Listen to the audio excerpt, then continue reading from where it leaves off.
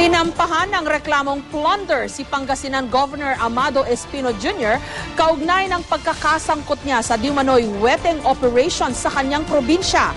10 milyong piso kada buwan, yan daw ang halaga ng weteng payola na diumano natatanggap ng gobernador. Mariin itong itinanggi ni Governor Espino at sinabing may bahid politika daw ang mga akusasyong ibinabato sa kanya. May report si Lay Alves.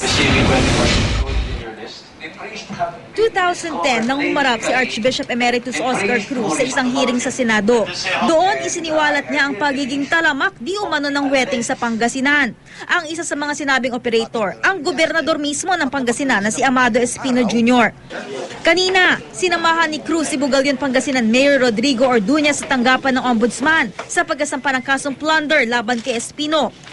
Ayon kay Orduña, si Espino raw ang may hawak di umano ng weteng operation sa buong Pangasinan mula nang umupo ito bilang gobernador noong 2007. Giit niya, nasa 10 milyong piso o higit pa kada buwan ang payolang tinatanggap ng gobernador. Akong kumukuha sa Cairo, pinapaprepare ko yan sa Cairo namin, nag-iipon. At akong kumukuha, piniprepare yan, cash. Inilalagay yan sa paper bag, yung shopping bag lang. No? Yan dinadala ko, binatawagan ko siya kung nasaan siya.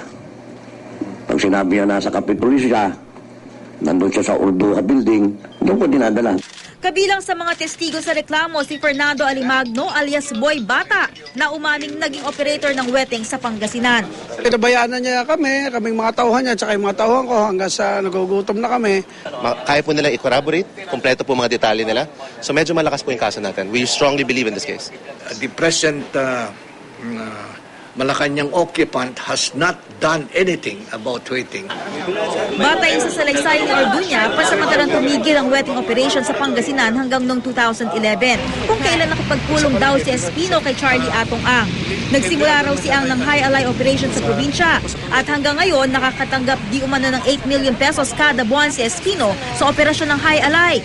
Kinumpirma na abogado ni Ang na nakipagkita ito kay Espino. Pero wala raw alam si Atong Ang tungkol sa di umanay weteng payola sa gobernador. Agad namang sumagot si Espino laban sa mga akusasyon ni Orduña. Anya, ni isang kusig ay wala raw siyang natanggap sa weteng.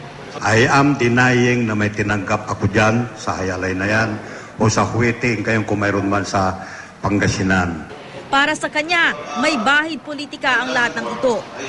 I'm very sure this is politically motivated. At sana masagot ko lahat ito dahil alam ko kung anong mga motibo nila lahat ng ito. Pero I will have to consult my lawyers first. Nakuha ni Orduña ang suporte ni Archbishop Cruz dahil kay Alaminos City Mayor Hernani Braganza.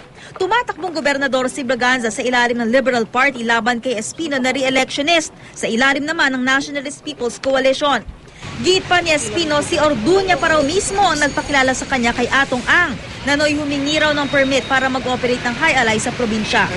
Total, hindi naman ako nagbibigay ng permit. Ang nagbibigay ng permit dito, mga mayors, uulitin ko yon.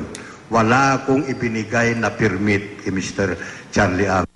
Sa isang statement, sinabi ng Malacanang na hindi nawawala ang kanilang panata na puksain ang mga iligal na uri ng pagsusugal sa bansa. Kabilang ang weteng. Inutusan na rin daw ni Pangulong Aquino si DILG Secretary Mar Rojas na tiyakin ang kaligtasan ng mga tetestigo laban sa weteng operation. Nangako naman si Rojas na magiging patas ang investigasyon. Ang aking maadbiso po sa kay Governor Espino ay kumuha po kayo ng mahusay na abogado dahil hindi po ito madadaan sa politika, hindi po ito madadaan sa kampihan o kung sa kakilala o kung ano po. Dadaan po ito sa legal na process na tama. Lay Alves, GMA News.